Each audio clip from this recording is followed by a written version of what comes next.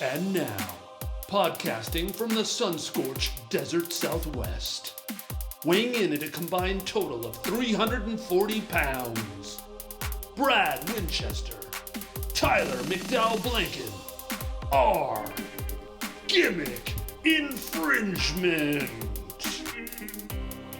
Welcome, everybody, to the Gimmick Infringement Podcast. I am Brad Winchester, and with me, as always, is my tag team partner, Tyler McDowell Blanken. Tyler, at the time of this recording, it is Saturday, April 16th.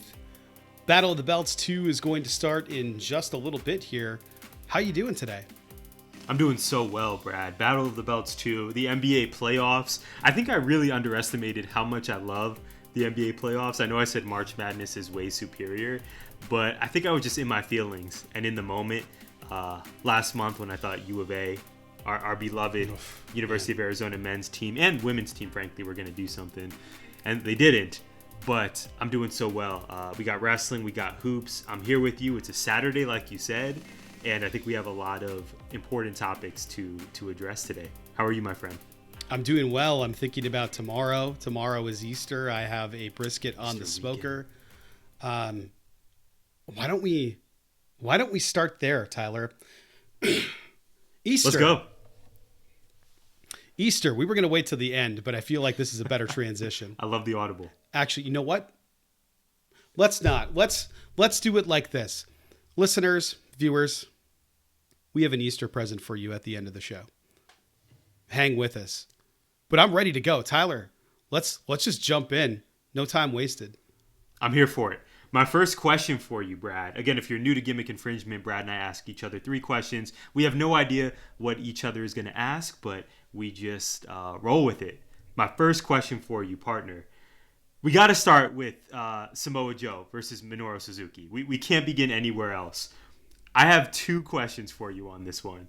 First, I need to know your thoughts on the match because I don't know that there's been a Dynamite main event that I've seen you tweet about more and send messages in our copious amounts of private message groups. This one, it seems like you had a lot of love for.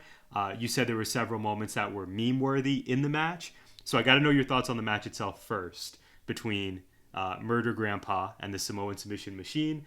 And then my second question for you, Brad, how did the post-match angle affect not only your enjoyment of this match, but how did it affect your enjoyment of the show? Because it seems like the debut of Satnam Singh, the way it was rolled out, left people not in love with this episode of Dynamite. I'll pass it off to you. So I'll start there. This reminded me of the death match, the exploding barbed wire death match ending. Oh no! Oh no! Just an absolutely outstanding show. Oh man! With a giant bag of dog crap sitting on the porch, lit on fire. That's what we were left with. There's nothing wrong with Singh. I think Singh's going to be great. He's an attraction. It sounds like that it was the Eurovision partners through Discovery, who shows AEW in India wanted this, so that's why they did this. The only problem I had with it was, why didn't he just come out of the crowd? Why if you turn the lights off, you better have something big waiting there. Mm-hmm. And I don't mean just physically big. Like the crowd needs to know what the hell's going on. No one knew this guy. No, it was just everybody going, the hell is this? Weren't there chants of we don't know you. Know you. Yes. Shout out to the New Orleans crowd. We don't know you. Yeah. That crowd was great too. They were so hot. Yes. Yeah. We will talk about them. Don't you So I thought it was terrible. I thought it was terrible execution. Mm-hmm. I thought there was no explanation. It's just him squeezing Joe's head. And I know that they're going to be in ROH and stuff. I get it. They're building that brand. Right. They're trying to build it out to make it exciting. And all they did was go, here's this unknown giant that's going to feud with Samoa Joe. Nobody cares. And that was the part. And even TK said he felt pressured by it. Right. Do you think it's going to be... Is the money in Singh versus Joe? Or do you think the ultimate feud is going to be, say, Lethal versus Joe and Singh is just... I guess the bodyguard or the heavy. Do you think we end up getting a Singh versus Joe match, though? Yeah, I'm sure. I'm sure, and Oh, I'm sure wow. Joe was Okay. gonna. I'm sure Joe is gonna win. Like if he doesn't, what do you say? Via Muscle Buster? Can he get the big No guy way out? he gets him out. But it'll be a Can- submission. It'll be a submission. He'll make Okay. a tap with an armbar or something. Just thought I had to ask. But yeah, I think it has to be Jay Lethal, right? Like that's the only thing that makes sense. Yeah. I love what they're doing with ROH though. I think they're Tony Khan seems to get it, and he's not moving our Ring of Honor people out of Ring of Honor and over to other places. He's trying to build that roster so that it's a little bit more of a developmental brand, a la NXT, and B an interesting show to watch, a show that's still good. So the match itself, I really like this kind of wrestling because it's like a test of will, and I really like that because it's real. Other people don't like it because they're like, this isn't wrestling, this is just slapping. I don't care. No, for real. Like the online complaints, if you looked at those, like people were like, this is stupid. No, very polarizing. Yeah. The style of match. Did you see Joe's face during this match? Yeah. You want to get hit by that? Good Lord. His face scared the crap out of me. Forget his size. Forget those chops. When you watch a hand stop dead on a chest after making that sound, okay, you have me in. Great muscle buster at the end to finish. Yes. Oh, so good. I really liked this match. I thought it was a lot. It was exactly what we thought we were going to get. Two guys just slapping the piss out of each other. Like it was fun. It was just fun. Well, you really enjoy Minoru need a Suzuki's 5-star. work as well, right? Yeah, well, so when Suzuki first debuted on Dynamite, I didn't know who the hell he was. I didn't know it was a big deal to cut off his ring music.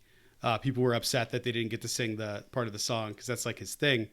So I went back and watched some of his stuff from like the mid '90s and late '90s, and dude had all of his hair. Yes. Absolute Adonis. Yes. But wow, brutal. Just a brutal dude. Yeah. And it made me a big fan to see he's still doing that stuff. I just like that he seems to be able to take any kind of punishment you throw at him and smile.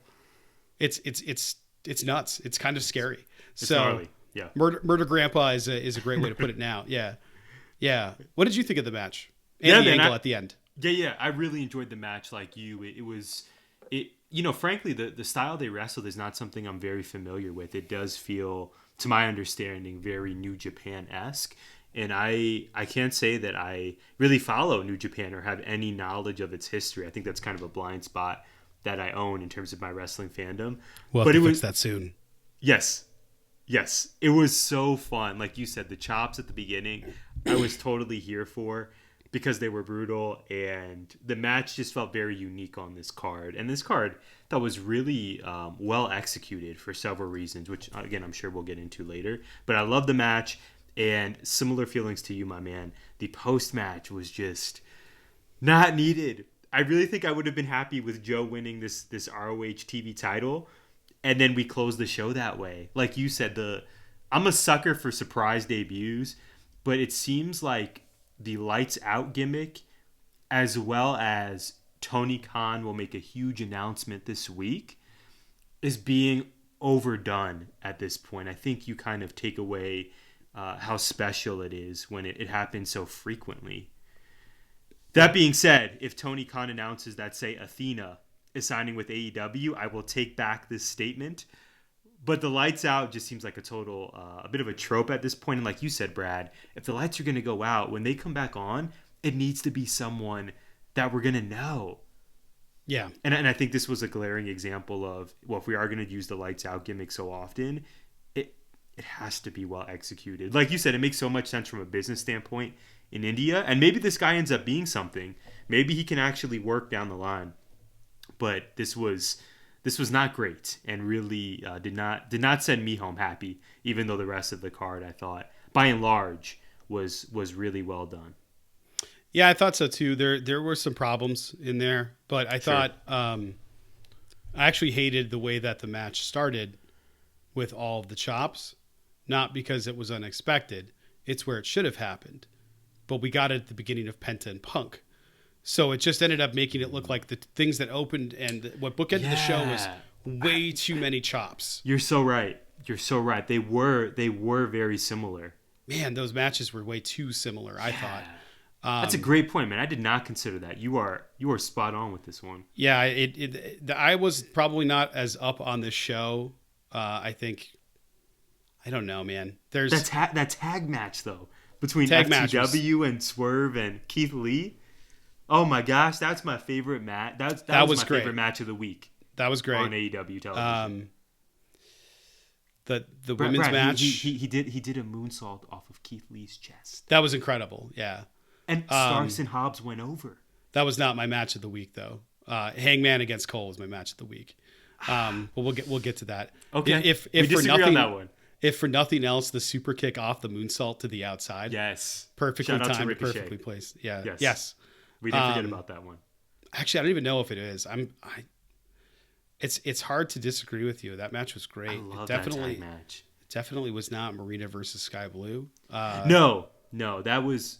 Man, what's going on with the booking of the women there? I really hope. So trash. So it's like a parody at this point. Like they know it's an issue, and yet your one match on the show is Marina. I know we're covering a lot here, but man, that AEW really needs to do right by the women on their roster. I can't believe they did what they did this week with Marina and Sky Blue. Just not a lot of chemistry, and you gave them, what would you say, Brad? 4 minutes, 5 minutes, not hardly tops? any time, which is. It's bad. Honestly, that's the appropriate amount of time if you're going to build it for a squash match. It's about what they gave Butcher to build him for the Wardlow match. Yeah, probably even less than that. Yeah, because all we do is see him lose in tag matches or come out and be an enforcer. So I get it. Mm-hmm. I get why they do it. I do. I totally get it. But let's get to my first question. Yeah, I got you. Because it's directly related. We finally got to see Ruby on our screens on national television. Finally. Praise. After months. I was just going to ask this first question. Has the women's division been booked appropriately? But I want to clarify what that means. They're not building stars. And they're not using the stars they have. In my opinion, and I'm answering my own question here. Can they actually do that if bigger talent is on Dynamite and Rampage beating talent from Dark? So let me paint the picture here. That's the question. Mm-hmm. We have Marina and we have Sky Blue. Arguably, Sky Blue at this point is a bigger AEW star than Marina. Shafira is a bigger name, but not a bigger star in AEW. She hasn't been around a lot. Sky Blue has been. The crowd loves her, mostly because she has a great look. I don't know. It's because her ring work is incredible, but she's a good wrestler. And then we had people making Bella Twins comparisons with the Ruby match, and it's like, how many things are you going to be able to do with twins? Eventually, things are going to come back around. And why do you look at that as not an homage? Why do you look at that as them stealing it? It's such a weird thing. You didn't say that about Adam Cole and Pat McAfee when Austin Theory had his match with him, and they did the exact same shit. So it just really bothers me. That being said, who did Ruby wrestle in this match, in this Owen tournament? I believe it was Robin Renegade. There you go. I had to look it up. So if we're doing this Owen tournament thing, and there's that many spots, make it a smaller tournament. Make it a smaller tournament. There's no way in hell anybody can look at that chart and think Sky Blue is moving on, that Robin Renegade was going over Ruby Soho. Yeah. There's no chance that any of that is happening. Why are they doing this? What is going on? Why not just make it smaller and have all the stars on TV on your show full of stars when you're not building them by having them lose in 4 minutes? It doesn't make any sense, bro. So I guess let me re-clarify. This sounds more like a promo than a lead up to a question. Well, I answered my own question. I already asked the question, then I answered it because I was pissed. Yeah, these are great points. I know other people. I know Kate has railed against this. Shout out to Fightful. I've only seen her tweet about it. I haven't listened to it. It's impossible to get content right now. I'm just so overloaded. Do you think they have a problem with building talent if they are booking large talent against dark talent, and the dark talent is always losing? I do. I do. Listening to your in women's specifically. Yes, right, exactly. Listening to your, if I may, soliloquy there. A great soliloquy, very accurate and passionate. Yeah, man. In some ways, I don't know if this is a ridiculous comparison, but I'll say it. It kind of feels like the current climate of the women's roster in AEW, the booking specifically, what we see on TV. It feels kind of like Roman Reigns in WWE to me, where I'm a Roman mark, as I am a Jade Cargill mark, action figure this summer. So she's great, and she should be unstoppable. And then to me, it kind of feels like Thunder Rosa is the Big E. Like when Big E was champion in WWE and he was clearly second fiddle to Roman. To me, that's how it feels right now with Thunder Rosa. Not due to her being any less talented than Jade or any more of a megastar, but the booking, like you said, Brad. You and I have talked ad nauseum on air and off air about how much we detest how they're booking Thunder Rosa versus Nyla Rose ahead of their big match tonight on Battle of the Belts 2, which I would guess is probably going to be the main event. I could be wrong. Maybe Jonathan Gresham gets the main event. I don't think it's going to be Sammy versus Scorpio. I would guess that opens the show. I'm guessing that closes the show since Sammy's winning the belt. Yeah. Oh, you're being facetious? I am not, sir. The time people listen to this, Battle of the Belts 2 will already have aired. Everybody retains except Scorpio Sky. Sammy will win the belt back again, ending his 39-day reign. It's not a bold prediction. It already happened. Battle of the Belts 2 was taped, and I saw spoilers. Man. I'm sorry to break this to you. Air. Honestly, Man, what? It was my second question for you, and I was going to tell you then. I'm devastated. Yes. How? Why? I saw it last night, and I threw a book. I wasn't even reading across the room because I was so angry. We got to have Scorpio as champ at the LA show after Double. Maybe he gets it back. I don't know. They got to. That's really baffling. They got to end this. They got to end this. They have to. I'm so sick of this. Sammy, I'm out. I'm out on Sammy. I'm sick of Sammy. Give somebody else a spot. Like this absolute charisma vacuum out there is killing me. Like he's got his go-tos. You know what Sammy reminds me of? I love his in-ring work, by the way. Can't say enough about it. Yeah, I was going to say, frankly, he's top 5 for me in terms of just arsenal and 100% fun to watch. I love his cards, his card gimmick. Yes, I love all that stuff. I love him as a performer. When he is on the mic, he's starting to remind me of New Age Outlaws. And I know that's a weird comparison, but they had their same lines they'd go to all the time, and that's kind of all he has. Is he more Road Dogg or Billy Gunn to you? Or is he a hybrid? Pick one. Like, it doesn't matter. They're saying the same shit.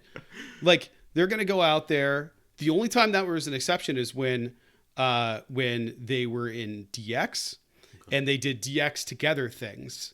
Then they would have different things to come up with. But again, Sammy, I feel like, was better in Inner Circle than he is on his own. Because right now, all he does is come out with his girlfriend, who does the same thing, only in slightly less established English. So she'll fumble through a couple of words, pause, and yell, bitch. Sammy does the same thing. I'll see you later, bitch. And he'll say it like that and then throw the microphone down every time. It's like, find something new to say. Yeah. You're going to say something about balls. You're going to say something about being old or a dumbass. And then you're going to say bitch, and that's going to be your promo. And it's like, where's this going? It's stale to me. I honestly, I love Darby because Darby will make a video showing kind of like, this is how I'm feeling right now, not say a word, so that when he actually says something, every word matters. Mm-hmm. Right now, I feel like nothing that Sammy is saying matters at all. And I'm hoping that he knows that and that this is the heel turn for him. I think it has to be. But how do you turn heel unless they're doing a double turn here or attempting one? Because you're not double turning anybody that's in a stable with Dan Lambert. Yeah, I was gonna say there's no chance of that. Right. So I just people I think are gonna boo him and they're gonna boo Scorpio because he's with Lambert, even though everybody wants to see him with the belt. His reign sucked. They booked him terribly. That first match he only won because of outside interference. The second For match he won Page Finn. clean. Yeah, Has he had another match since then? I think he'll have 3 total defenses. Yeah, the Wardlow. Yeah. The Wardlow. Again, you said But that was the interference, first you're one. Right, exactly. Yeah, exactly. Because on paper, you defeat Wardlow, that's a big deal, but we know the match was not one that we loved. Yeah, man, I need to process this. That I did not see that spoiler, but kudos to you for providing that on air, nonetheless. Live, very organic here. I thought it would be good content. Oh man, okay. Let me answer your question, then we can move on. Okay.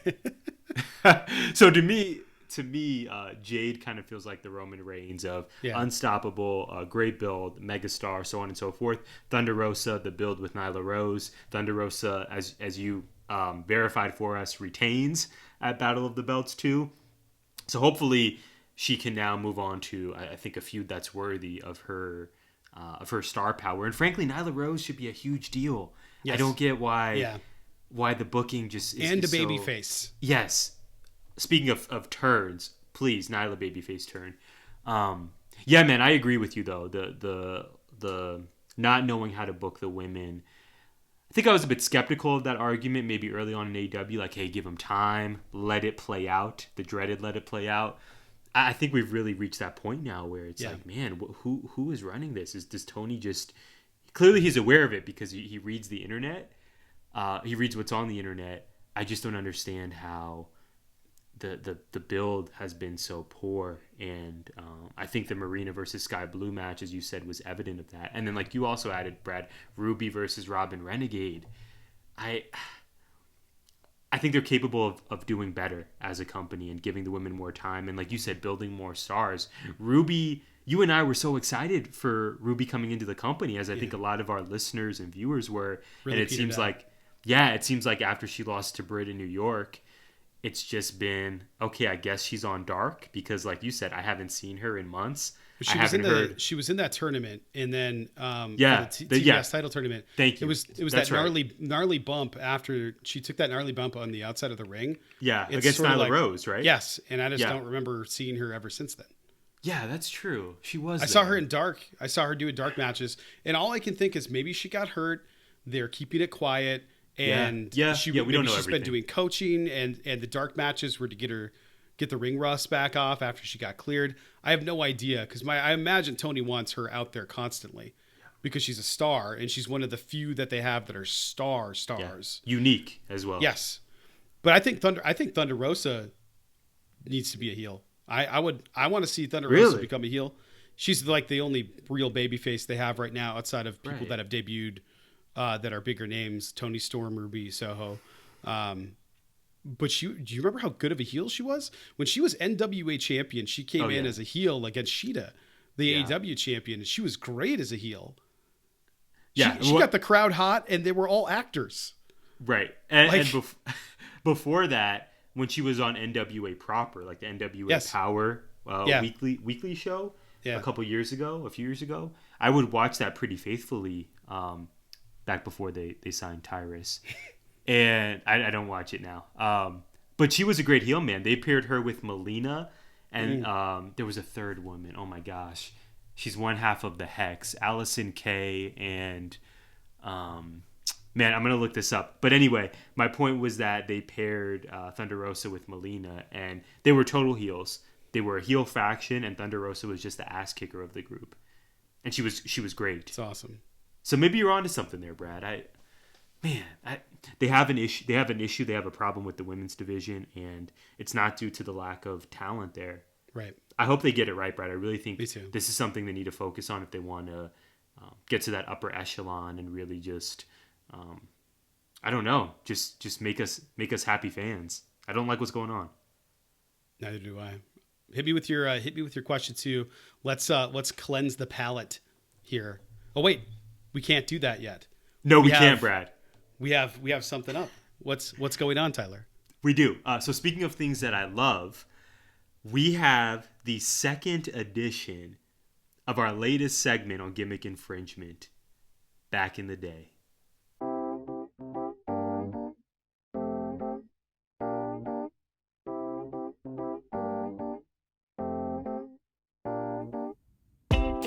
Now it's time to get old school. Prepare yourselves for Back in the Day.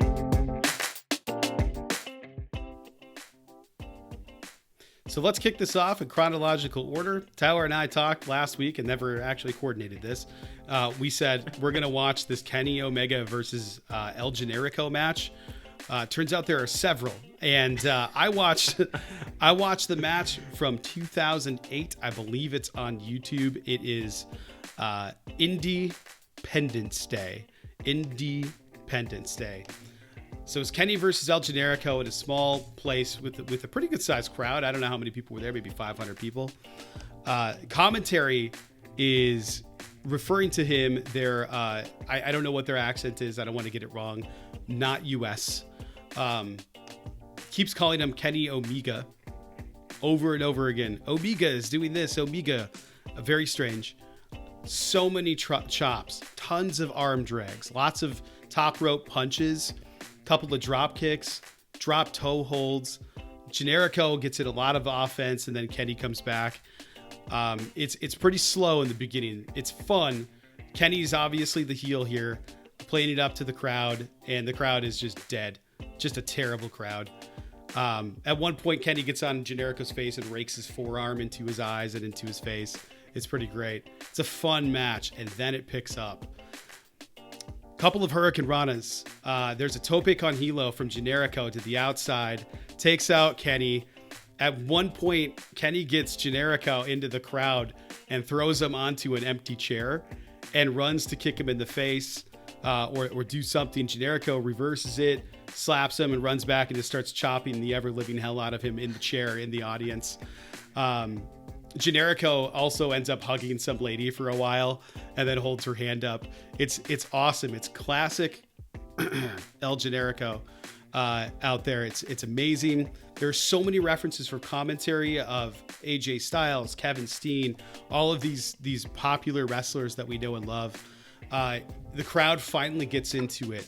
There's a Yakuza kick, otherwise known as a haluva kick, and then it's countered, and then there's another one, Yakuza kick into a brainbuster for the finish. El Generico wins. Really fun match. That's amazing, Brad. I happened upon a 2012 match that, let me make sure I get the specifics here, saw El Generico defending his KOD openweight title against Omega in the main event of DDT Nevermind. Again, this was from 2012. Before I move on, by the way, the previous wrestler I was thinking of was Marty Bell. It was Thunder Rosa, Melina, and Marty Bell, and Thunder Rosa was a great heel. So shout out to Marty Bell. I can't believe I didn't think of her name. Yeah, Brad, this match was awesome. It was about 30 minutes. It's available on YouTube. And what stuck out to me was, first, I had never seen an El Generico match. I have seen my fair share of Sami Zayn matches dating back to early NXT. What does that have to do with it? This was, different guys. I don't know why I brought that up. This is my first foray into Generico, and he was just great. I don't know what I expected, but just as great then as he is now. Omega's gear, so much different than what I was expecting. We now know him as having just the classic tights. Trunks? Usually same here. Yeah, usually of a darker color. He was wearing some bright green, Ninja Turtle-esque. It was green and yellow. Mm-hmm. Yeah, it was very different. Omega was the babyface here, and he ended up winning. He ended up winning the title. There were some ridiculous feats of athleticism and strength.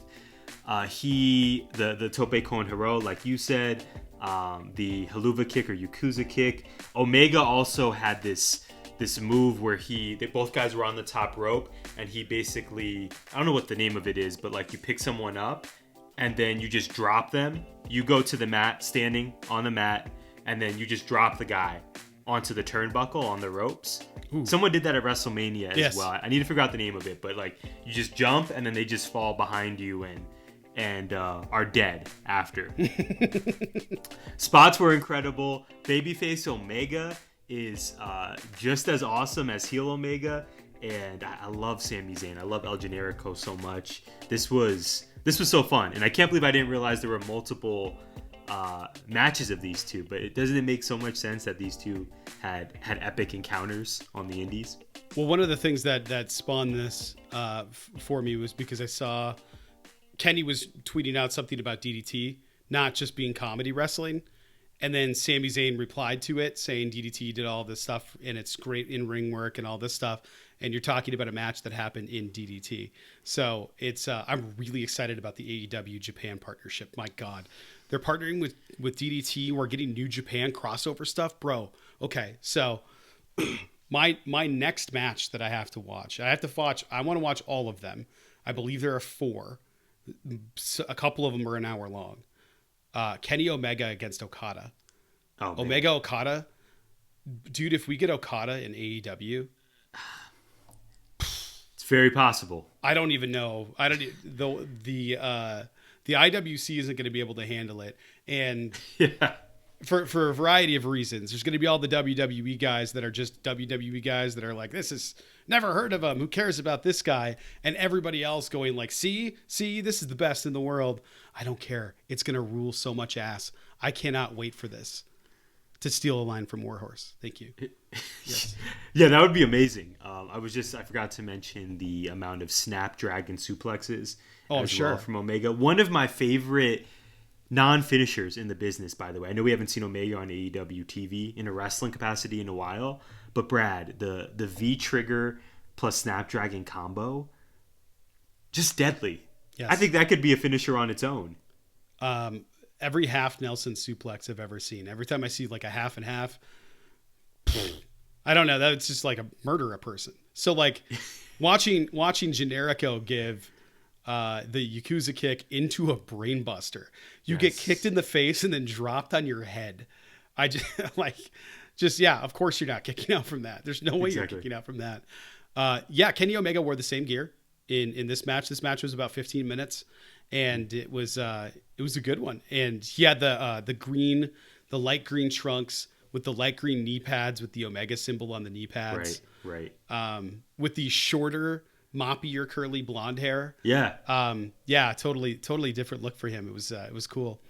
I love, dude, this is awesome. I love doing this. We got to keep this going. I don't know if people are enjoying listening to this. I don't know. Frankly, I don't care. I just like watching this. This is an excuse to watch it. And everybody else, watch along. I don't know what you're going to watch next week, though. So I guess follow us on social media at GIPod19, at Windduster, and at Tyler J. McDowell. Wow, I'm killing it here. At Tyler J. McDowell. All on Twitter. You can get us on Instagram. I post there like once a month. So probably go to Twitter. I'm there every day. Amazing. Yeah, Brad, I'm loving what we're doing here. Are you ready for my second question? I am. Let's do it. Okay. This is going to be pretty straightforward. Does the men's world title need to be on Battle of the Belts? Yes.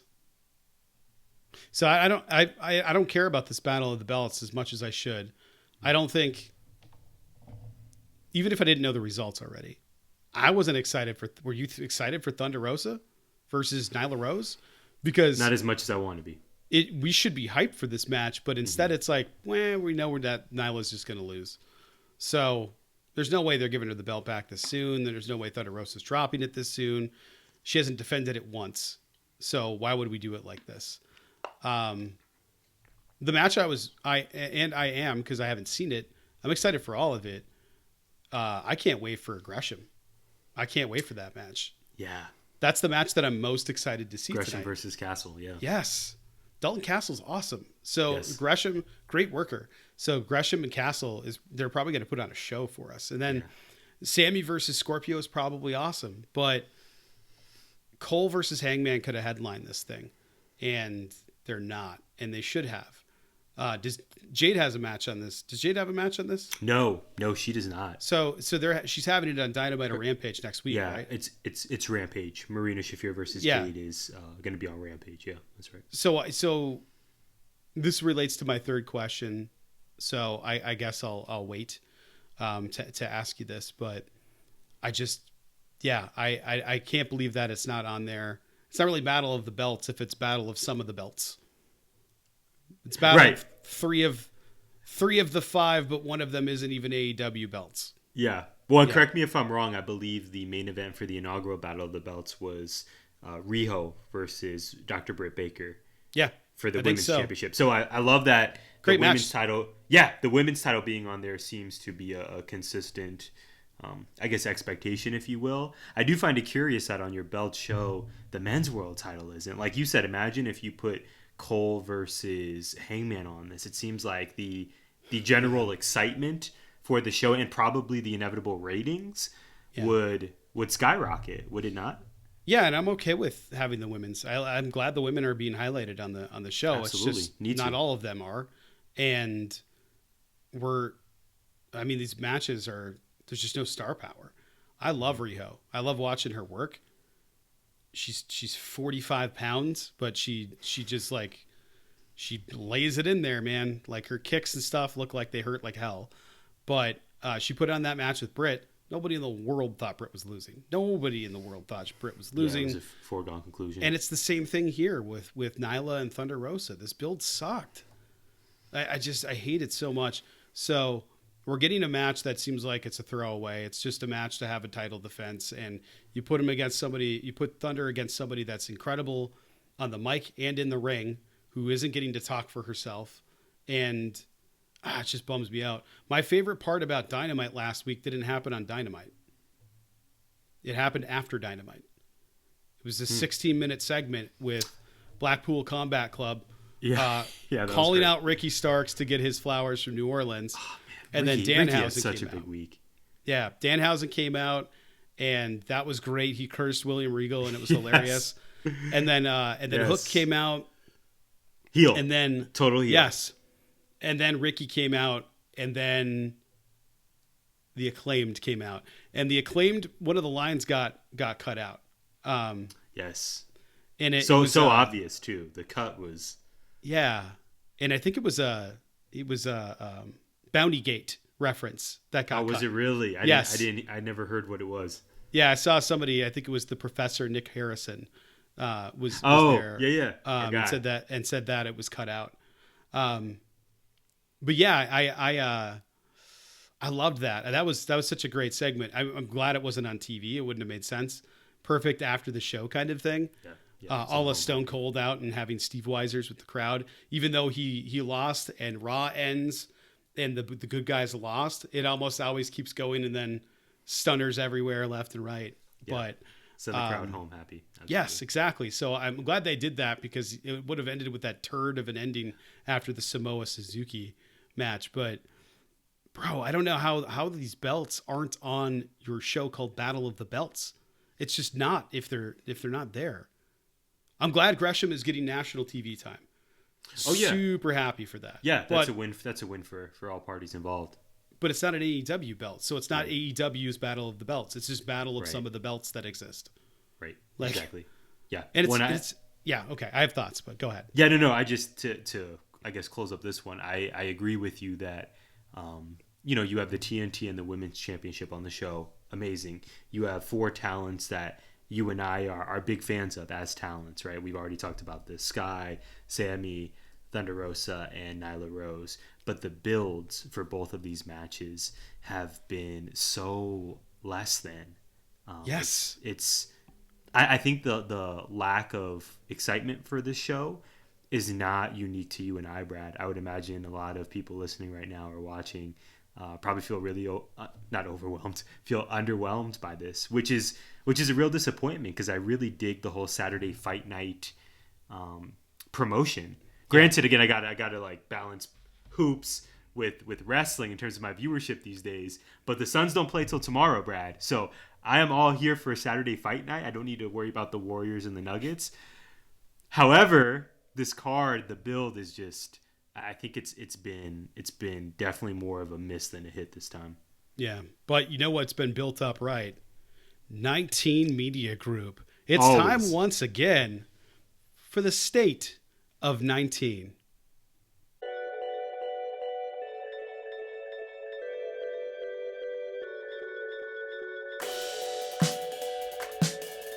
And now it's time for the state of the biz.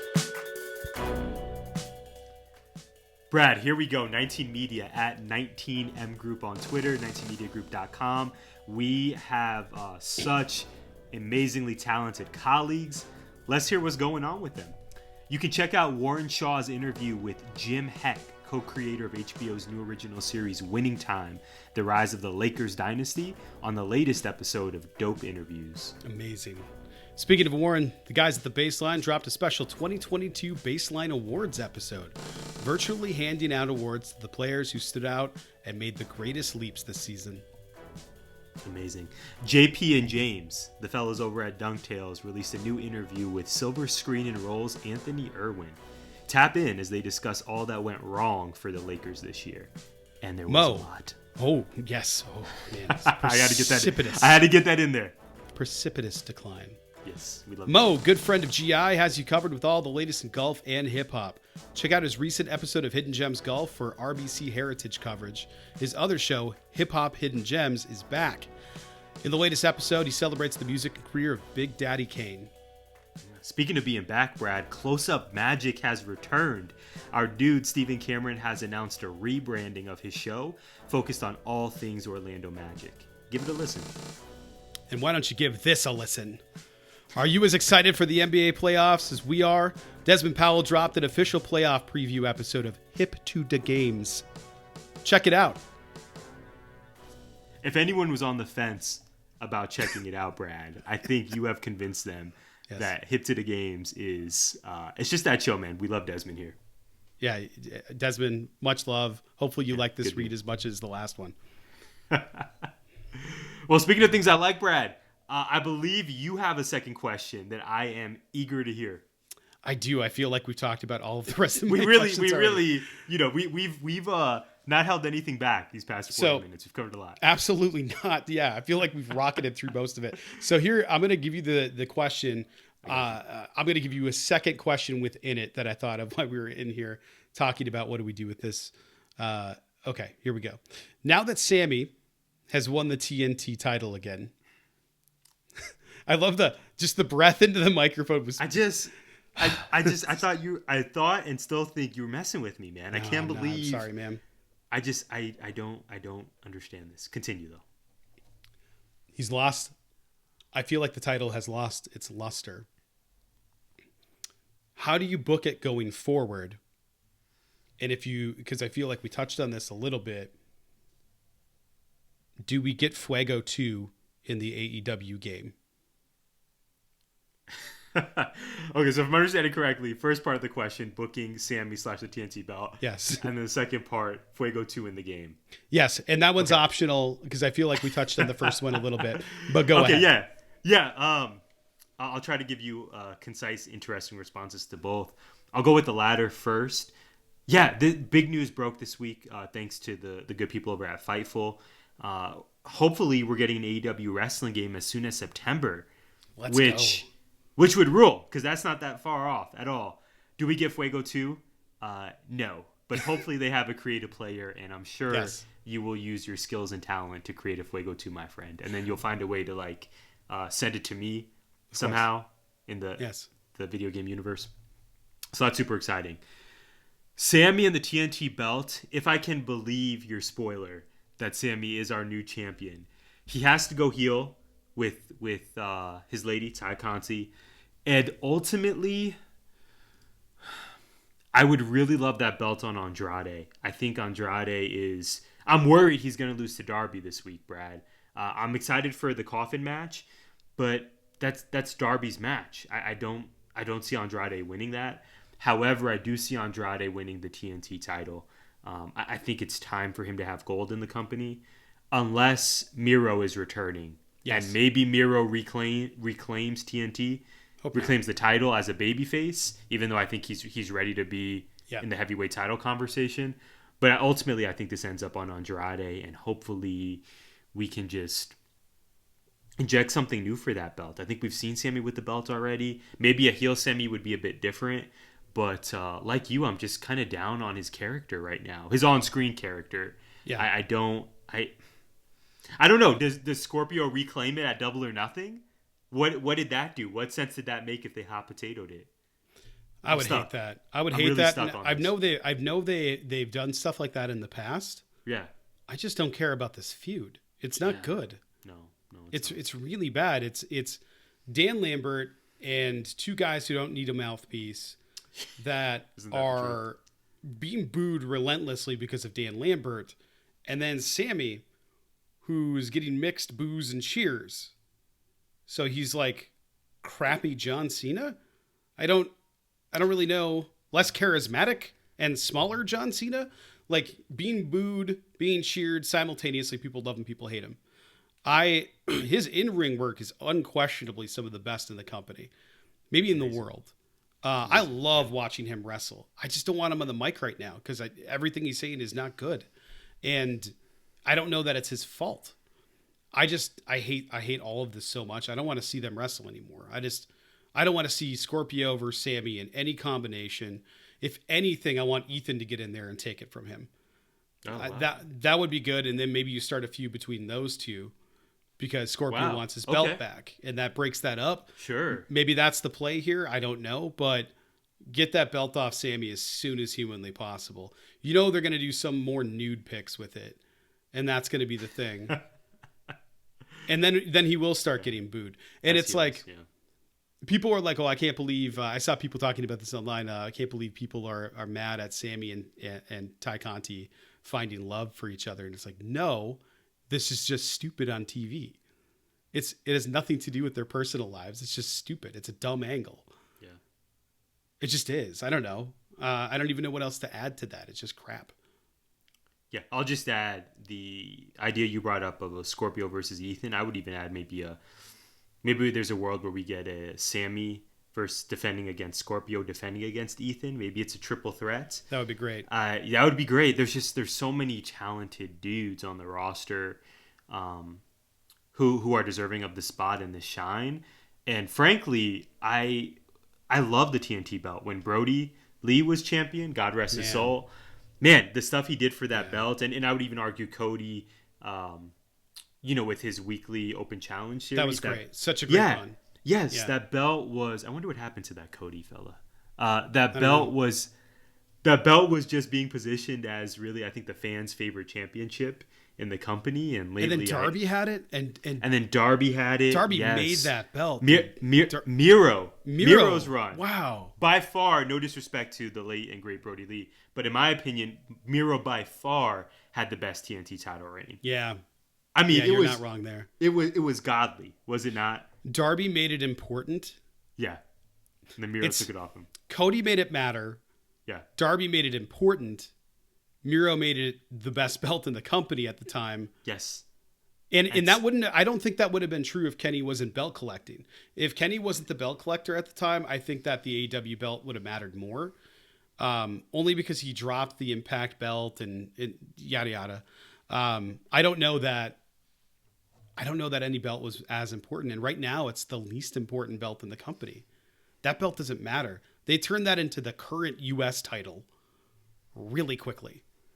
Exactly. Like, so glad that, shout out to the Intercontinental and US champions. So glad that they have those belts, but those belts don't really matter. I'm just glad they have them. Yeah. Right they now, weren't important enough to be on WrestleMania. No, I just at all. They got put in the Battle Royal. Yeah, they're champions. Finn Balor and Ricochet, two personal favorites of mine. Probably in my personal top 5. I love both of those guys. Yeah, so much. Current workers. Yes, absolutely. Mustafa Ali is in there too. Those three. Malachi Black, which I wanted to ask a question about that because I feel like his House of Black stuff is really good, but he's starting to get boring, and they need to do something with that dude. They need to. Yeah. We need a trios title yesterday because we haven't really seen Buddy Matthews do anything yet. Right. Brody King I like as the enforcer, but I don't really need him having a singles run outside of like what they do with the Butcher. He doesn't have that kind of star power. But Malachi Black with the TNT title would be amazing. Maybe they make a run. Maybe they make a run and just start taking all the titles from everybody by killing dudes. I think that would be amazing. I would love that. That's music to my ears. You know my thoughts on Malachi. Yeah. Yeah, man, I hope they make this right. And Sammy, last thing I'll say here is Sammy took the belt off of Miro, right? That was a big deal that Sammy dethroned God's favorite champion. You would think that kind of like vaults him into an upper echelon and he takes the TNT belt with him, but it really seems like the title is kind of regressed in its luster, and I don't love that at all. Yeah, makes me sad because of the Brody connection. Yeah. But it'll come back around. I'm sure. I think so. Yeah. I think so. We're pretty down on AEW this week, man. This is last 2 uncharted weeks for territory for us. The last 2 weeks for me, it has not hit the way we've had incredible matches, but as far as a show goes, it's just so hard to get over what they're doing with the women. Yeah. The women in the TNT title right now are just, it's all bad. All of it. And those are typically, I would argue, probably our two favorite things about AEW. Yes. More often than not. Yeah. Right. So excited for the TNT title. But then on the flip side of that, they're doing really good things with the TBS title. Yes. The way they've built Jade, they created a monster superstar in Wheeler Yuta. They've done so much good. The tag belts, right? I think them being on Jurassic. Tag belts still matter. I think so. I want somebody else to have the belts right now. Okay. I'm fine with it. Fair. Because they're not on Jurassic anymore. They're on Jungle Boy and Luchasaurus. Right. And that makes me go. We miss Marco. Yeah. Yeah. I don't need Marco out there, but I want it to be Jurassic Express. Yeah. And no, that's a good call. I understand with trying to budget for all the additional talent. They're not a publicly traded company. They don't have a new TV deal, which I'm sure they're going to get. But I also don't know, because wasn't there just a Time Warner merger? Another one. So I don't know what's going to happen there. I don't know how that's going to affect them. We'll see, because part of that's why Singh is on the screen, was with the India partners. So I don't know. We'll see what happens. Kind of scary, a little bit. Yeah. Well, Brad, it is time for an oldie but a goodie. We have not had this segment in way too long on GI. Yes, I agree. It is time for us to share some gratitude. And now it's time for a little self-reflection. So, think about yourselves. Or something.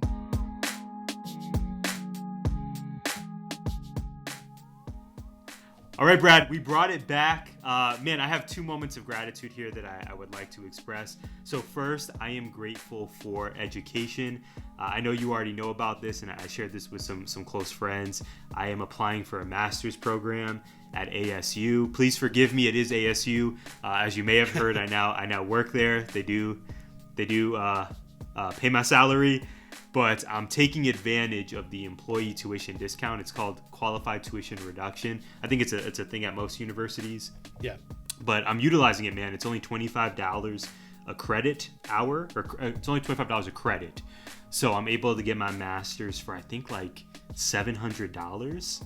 Wow. Give or take, which is not pocket change, right? Like that's a decent amount of money, but compared to what it would be without this employee tuition reduction. Mine was $62,000. Yeah, right, man. And there's no way in the world I'd be able to afford that or have any interest in doing that Me at either. all. Still paying back my undergrad loans. Shout out to the University of Arizona. But yeah, man, I'm applying for this program. It's in learning, design, and technologies. It's housed under the Teachers College, which is my new employer. So I'm super stoked for that. I haven't gotten in yet. I've just submitted the app. But I will say that I remember my mom taking a few grad courses years ago when I was a kid.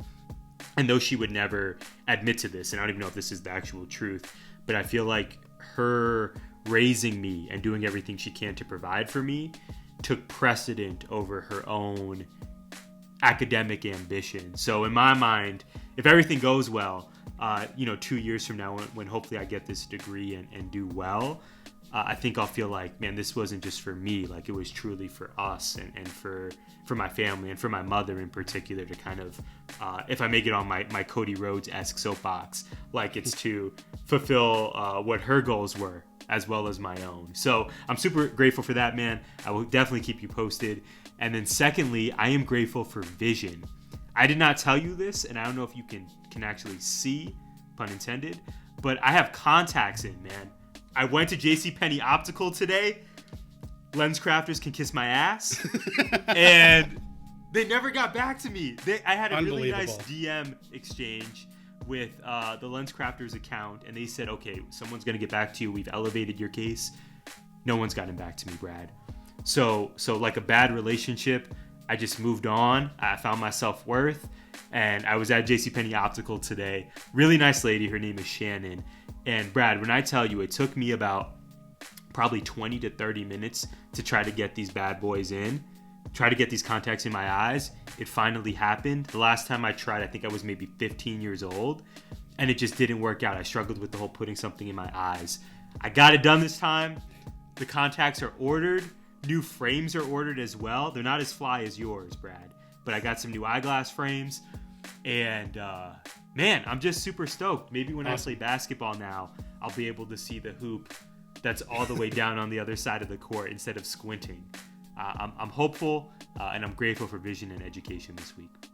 That's awesome, man. I'm kind of with you. I'm grateful for education. I am not currently pursuing another master's or a PhD. I think for the time being, until I get that university job, that I'm probably going to pump the brakes and not take out any more student loans, because I owe a house on student loans. But I've been learning. I've been looking things up. I've been really deep diving into my genetic ancestry, trying to learn a little bit more about Scandinavia and Scandinavian history and some of the words, particularly this time of the year, with Istra coming up here, and we'll go over that later. That's happening. Like you, I'm grateful for vision. But I'm totally stealing your gimmick here. This is a shoot, everybody. Right before we started, Tyler watched me take a contact out of my eye before taking the other one out in the other room and throwing them away, because it wasn't happening. It was probably time to replace them anyway, and now I'm officially out of contacts. You have to make a vision appointment because you can't just fill an old prescription, and that bums me out. It's not, my eyes aren't going to change that much within a year, so. Anyway, I'm so thankful I have all of these glasses. Shout out to Warby Parker. If you'd like to sponsor Gimmick Infringement, hit me up. I know you're listening. You listen to everything. But yeah, things are really good right now. I think I'm grateful for all the friendship in my life. I'm really fortunate to have your friendship. I have good coworkers, good colleagues. Not all of them, but for the most part, I have some good ones. And I'm just really grateful for that. That's amazing, my man. Likewise, you know this. Of course. Yeah, I agree with you. It's having good people in your life is such a blessing and should not be taken for granted whatsoever. We've reached question 3. Unbelievable. I've been waiting all episode to ask you this, Brad. I'm not even going to ask if you're ready, because I know you are. Question 3. You mentioned that we saw the Blackpool Combat Club this week. Mm-hmm. And I saw a lot of chatter on Twitter about how amazing of a human being William Regal seems to be.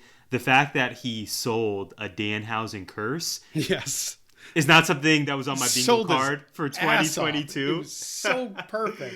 Yeah. And what Regal to me, what Regal seems to be is just by all accounts, a phenomenal dude. And I remember when he was the general manager of our beloved NXT Black and Gold, he was still, I guess, like any good teacher, right? He can be warm and compassionate, and he cares about you, but he can also lay the smack down when warranted, much like Mr. Winchester at Marana High School. So my question here for you is, I think I'll pop for this. If you could pick one wrestling person or persona, if you will, and make them the principal of Marana High School, your current employer, next year. I know you already have a new principal coming in, but let's say you could rewind and your superintendent, Dan Streeter, says, Brad, you're the man. You're a staple in this community. I want you to have the final say in who gets hired. Which wrestling personality would you choose? And is there any option other than William Regal? Yes, there's another option, and it's the most obvious one. This is an easy one for me. It's Teddy Long. Teddy Long would get be out perfect. of here, playa. Teddy Long. Get out of here. You imagine, you decided to come to class late again. So tonight You're facing the Undertaker. The Undertaker. Yes. Like, and the Undertaker just shows up and beats his ass. Whoever it is, like, no more tardies. No Tombstone more. City. Yes, tombstones, choke slams onto picnic tables, getting thrown off the roof, all the Hell in a Cell. Yeah, I could have. Teddy Long would be amazing. Yeah, I think I'm going to go Teddy Long. William Regal is a great choice because he has that kindness in him too.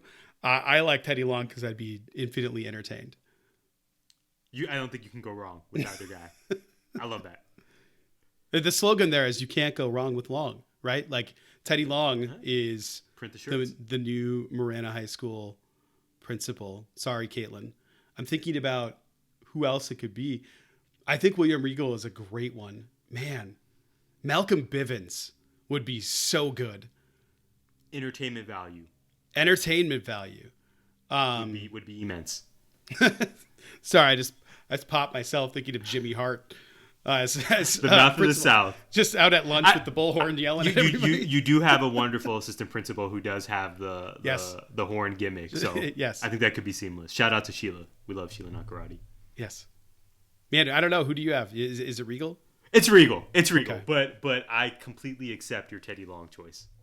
I just think it would be entertaining as hell. I don't think it would be good. I don't think it would be effective. I just think it would be fun. Yeah. Which maybe isn't the best thing in the world to have as a leader. Right. For some reason, I was watching Regal this week, again on the Danhausen cell in particular after Dynamite, and I just thought, like, man, William Regal would be a phenomenal teacher. You know, like, couldn't you see him as a history teacher, even an English teacher, something really sophisticated, and he would just bring a level of professionalism, care, and just expectations to the job. I just thought, like, man, this dude. Miranda High School is hiring, Brad. I know they are. Yes, they are. William Regal would be a great candidate in any of these Miranda jobs. He has such like this sort of built-in gravitas that I think people would be drawn to him. Right. Yeah. Right. Although Triple H might be a good one. Yeah. I thought about him too. Yeah. Just because of the NXT experience, right? Of course. I think Shawn Michaels would be dreadful. I could see Stephanie McMahon there too. Stephanie would be an excellent principal. The person, not the total not heel the character. No. Yeah, but she's like a complete confident. boss. Yes. Yeah, she's an alpha, but she seems to have empathy, and I think that she would be a great fit as a principal. Actually, I'm changing it. Stephanie McMahon's perfect. Wow. Stephanie McMahon is perfect for that job. I don't think you can go wrong with any of these. Teddy Long is funny. Regal is a great one. Stephanie McMahon, there would be like, you want to work hard for her. Also, there's no more gum on the ground. There's no more stuff stuck to a wall. You would not see a kid drawing a dick with a juice box out in front of the F-wing. There's no more Tiger points. Yes. Right? We're serious. Yeah. No, I shouldn't say anything. I wasn't there for Tiger points, but I like your thinking. I can't say anymore. Fair enough, man. Yeah, that was my third question. All right. It's one of my favorites in a long time, and it's a good one. Very satisfied with your answer. Mine is really simple and straightforward and kind of plays off the Battle of the Belts question you asked earlier. You asked, should the men's world title be on the line at Battle of the Belts? So it's a big show. I told you the results. That you did. Why isn't it live? Should Battle of the Belts, A, it's two-parter, A, be more than an hour, and B, be live as an event? Yes and yes. I think 2 hours is the perfect amount of time for a wrestling show. I think that's pretty universally agreed upon. So yes for 2 hours, absolutely, and yes for live. I think that would be a double win. Mm-hmm. You made it easy for me. Yeah. Yeah. I think that would make this a lot better if they were able to secure that time and and if they were able to make it live. Even watching Rampage when it's live, there's just a certain level of unpredictability. Different. Yeah. Yeah, and as Sean Ross Sapphifo would say, buddy, I was happier than a pig in you know what that we got Rampage when it was still sunny outside. Yeah. Amazing. I could get used to that. and I forgot that it was early. So 4 o'clock Jones. I would have Yes. turned it on, but I was oh, damn it, it was already almost over by the time I realized you were it. probably still reflecting on your curriculum or your grading. You were still reflecting on your grading practices. It's true. I was thinking about how I'm not doing any of that right now, and that I have a lot of it to get to. It was a lot of reflecting, and then I came to the decision that I'm not going to change. I think we were watching either the fourth episode of Halo, or the end of season 4 or 5, whatever it is, I think 4 of Star Trek Discovery, or something else that I've already forgotten. We were doing some catch up. Jess and I, we've had 45 minutes together this week outside of being unconscious. So That's like 8 minutes per day. Yeah, well, not even. So all 45 minutes happened at once. So we got to sit down and watch Curse of Oak Island together, and then we went to bed. And it's just been bouncing back and forth between places. She's recording Small Town USA. I'm doing something.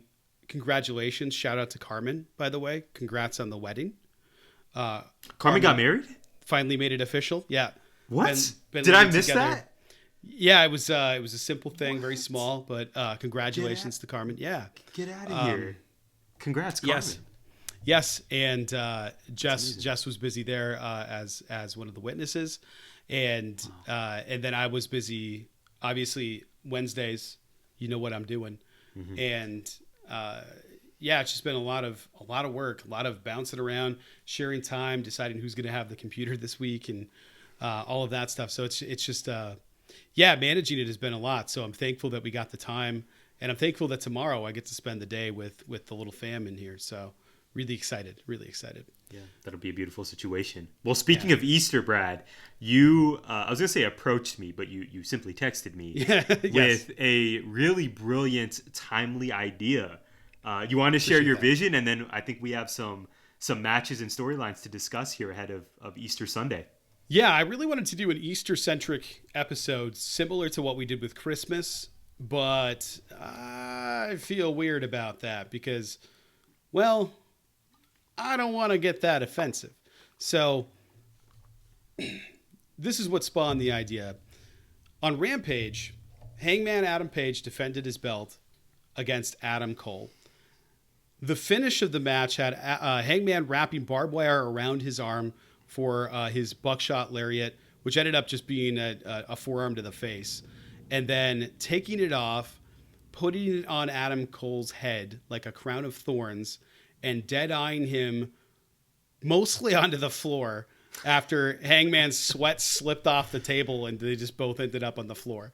It looked gnarly, and I'm pretty sure Adam Cole is currently picking his scalp out of a thing of barbed wire.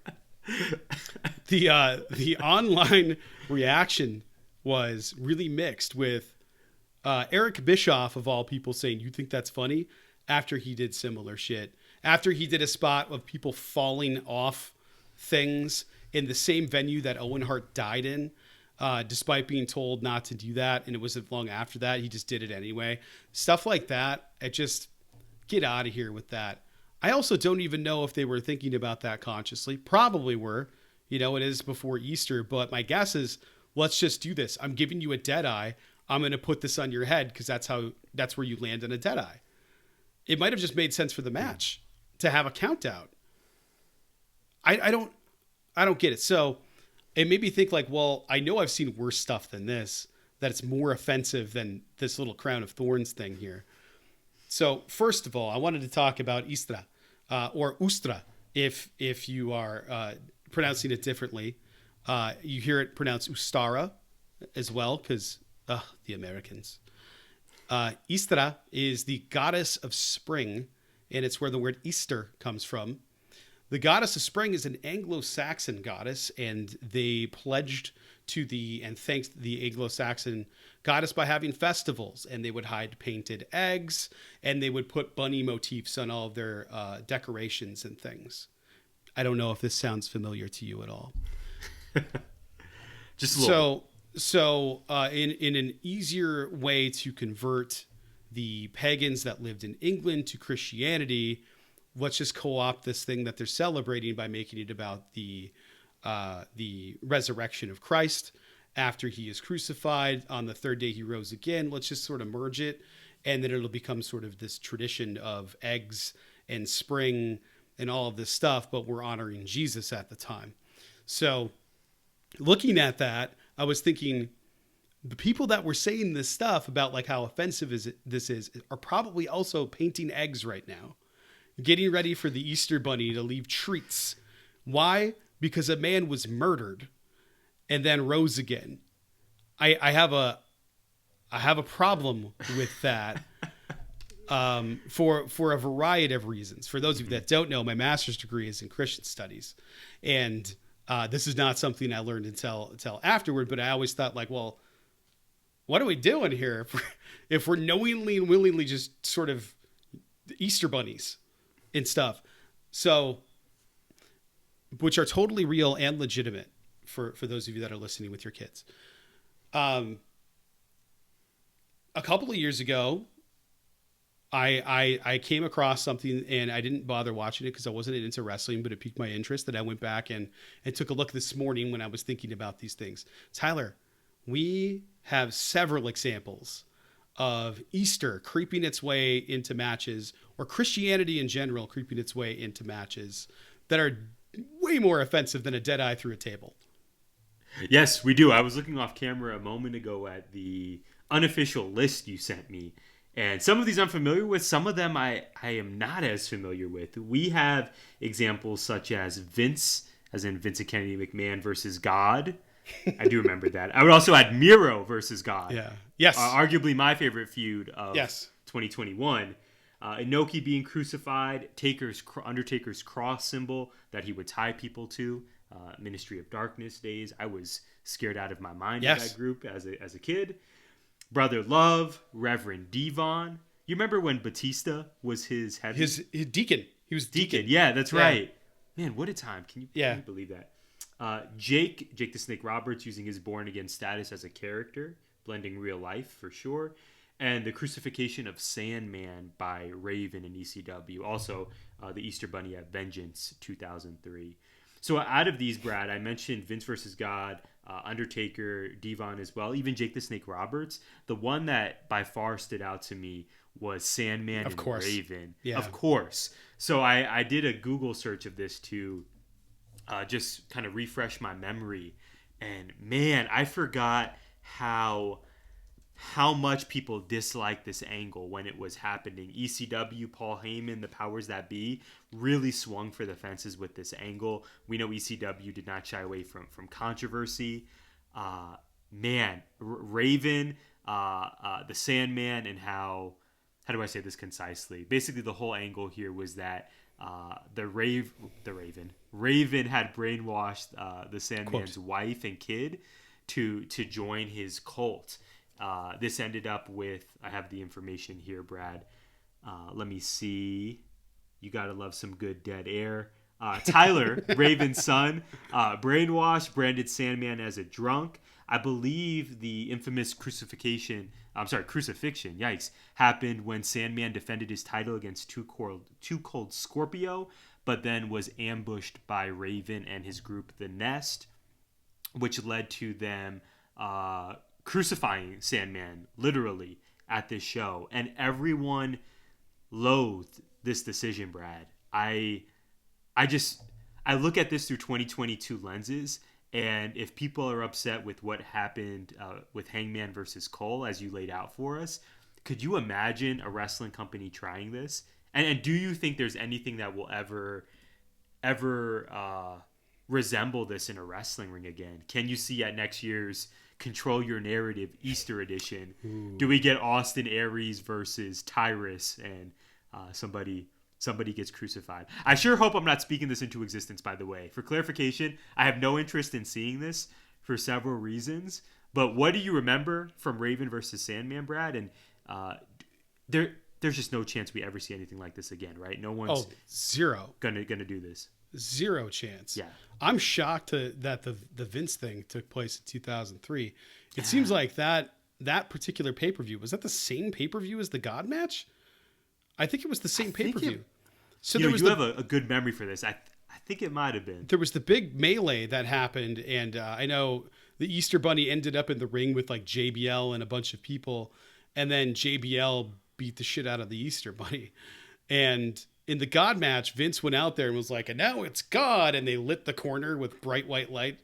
And then he was mocking him for not showing up. And that in and of itself was just like, what are you doing? Even as a character, you can't just know. Why are you doing this? No way we get a crucifixion. Inoki showed up, Antonio Inoki, Japanese wrestler, Antonio, not his real name. It's his work name. Showed up to, I was looking up where it took place. I thought it was a wrestling match, but it looks like it might've been. It's confusing because sometimes the MMA wrestling stuff over there overlaps. And He was let off this cross, grabbed some paint, started painting Japanese symbols in the ring while cutting a promo. And then it gets interrupted by a run-in. I still couldn't find anything about why he was up there on a cross, but he was up there on a cross. I don't think people get let in like that. I think the closest thing we got to that is Shawn Michaels' entrance against The Undertaker when it was the Heaven versus Hell match. But here's the other thing. We have a pay-per-view called Hell in a Cell, and nobody's ever upset about that. It's every year. It's stupid every year because it should be a match reserved for only when there's a grudge match that can't be settled in any other way other than to like not let people escape. But instead we have it on a match. We have it on a card every year that's named after the match. Probably all due to Mankind and Undertaker, but Hell in a Cell in and of itself by its very nature is offensive. But nobody wants to talk about that part. It's also going way too far. As far as control your narrative goes, let's see. I'll never know if it happens. I'll put it that way. And I doubt it'll make it that long for people to know.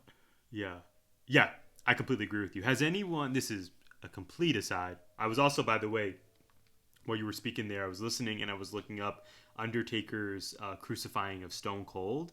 Yeah. I forget that. Or Stephanie. Right. This was not sort of a mid-card angle. I mean, you were doing this with... Dude, it ended a show. Arguably the top stars in your company. Yes. And it was when he whispered...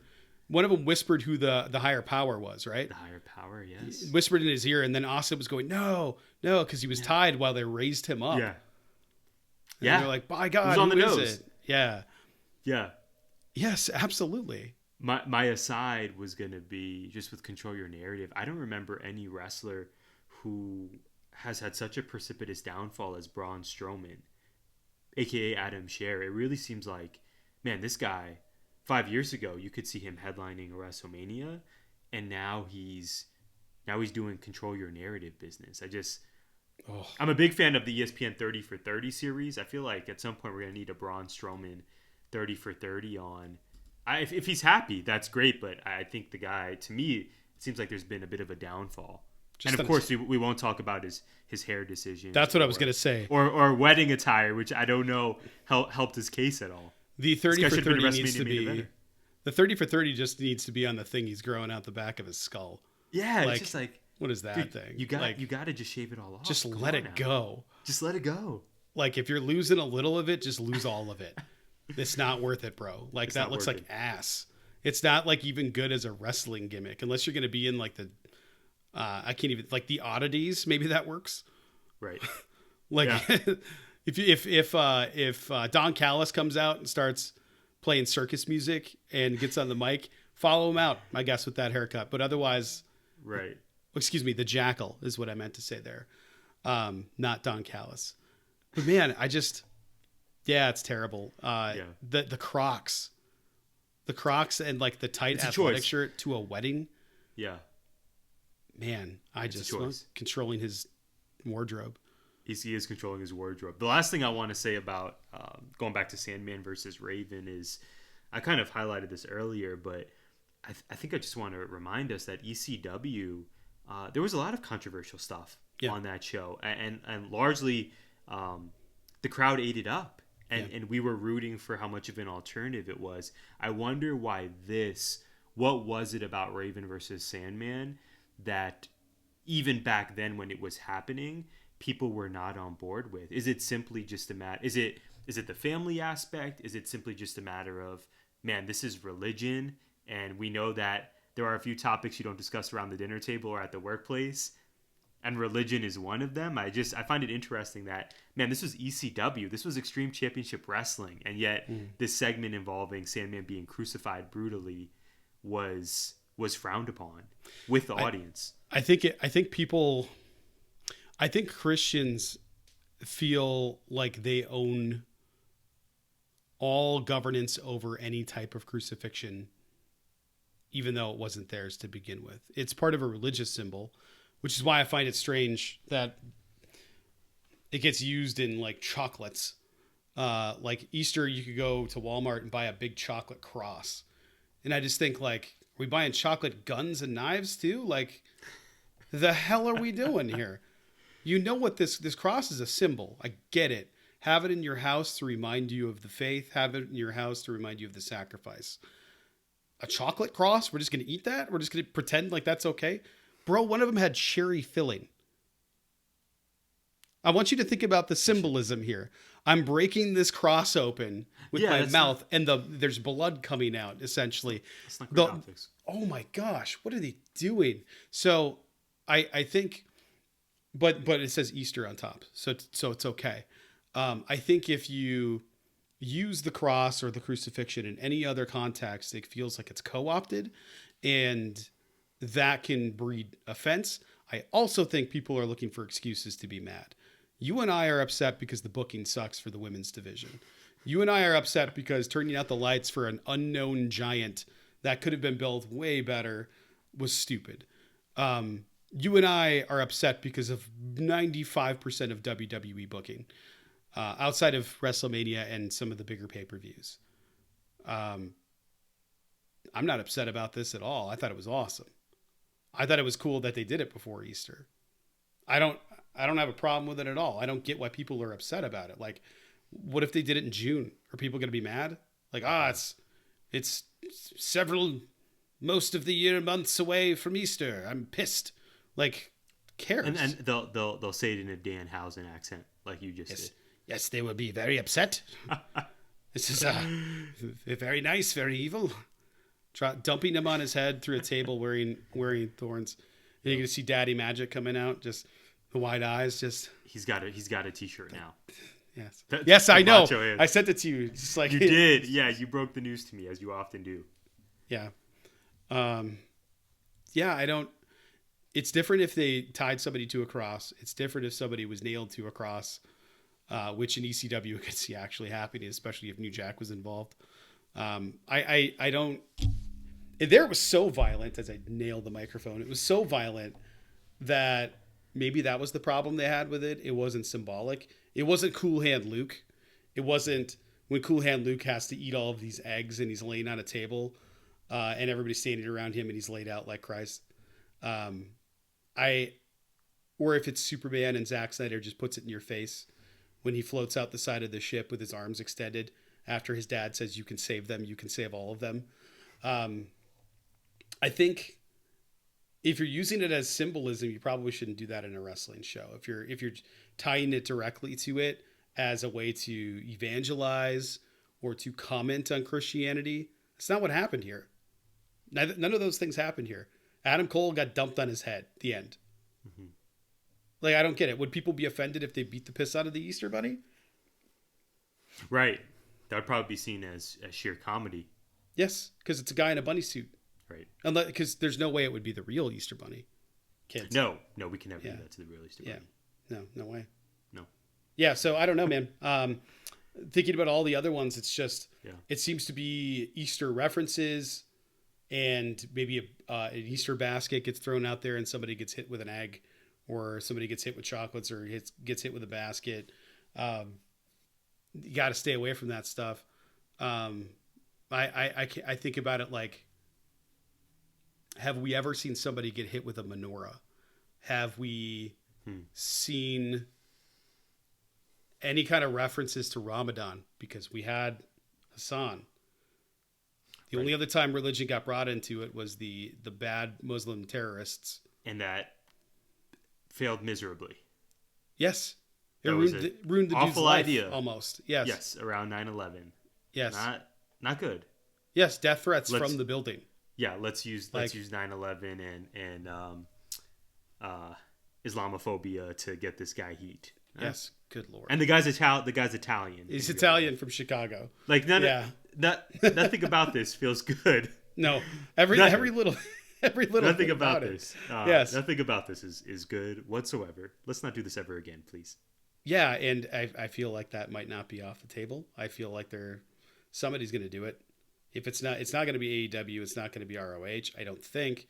Maybe after last night they'll think twice about doing something that's even remotely related. But I thought it was fine. Here's the main point. Everybody that watched it is talking about it. Mm-hmm. So it doesn't matter if it was good or bad.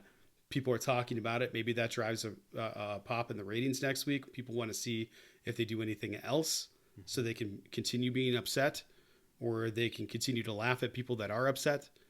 I just want to see good content. I want to see good wrestling matches. I don't care about this.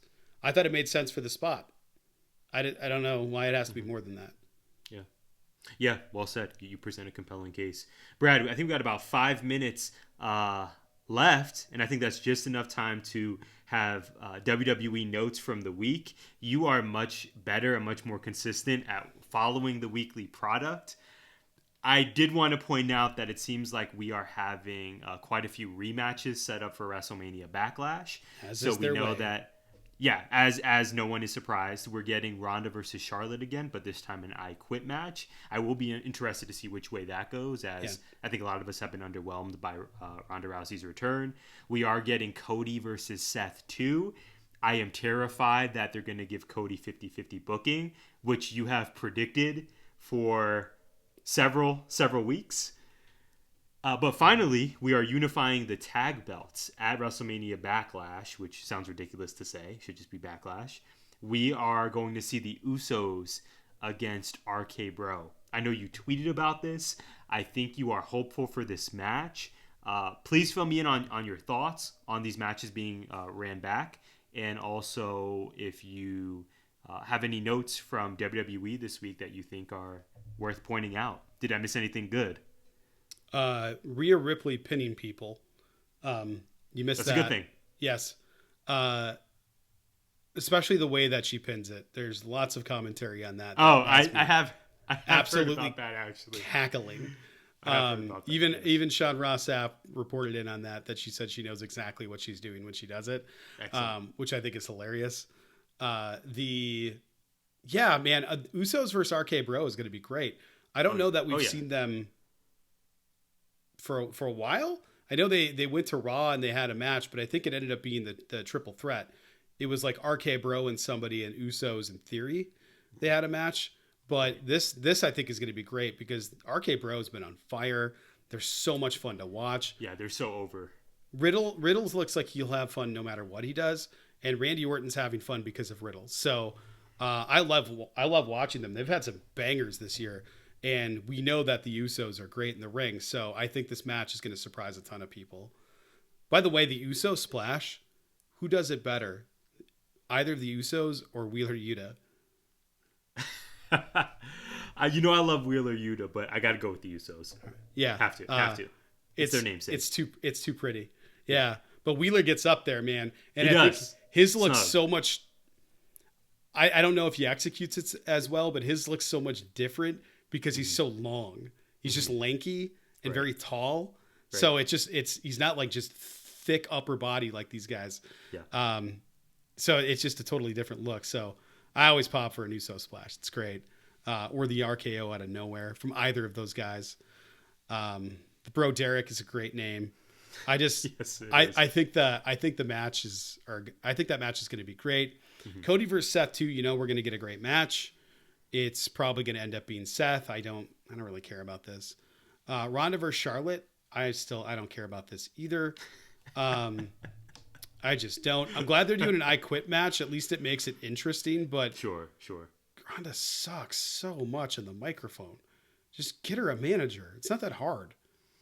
You got them for people that probably don't need them. Call up Malcolm Bivens. Just Malcolm Bivens is the best thing on NXT, and it's not even close. Just get him up on the main roster. By far. Yeah. He doesn't need to build anybody down there. He's made. Get him up on top. I just want to see him up there interacting, going all wide-eyed on people. Like, God, he's so good. So, I don't know. Charlotte's great. Charlotte's always good. That match will be great. If she decides she wants to sell, it'll be a great match.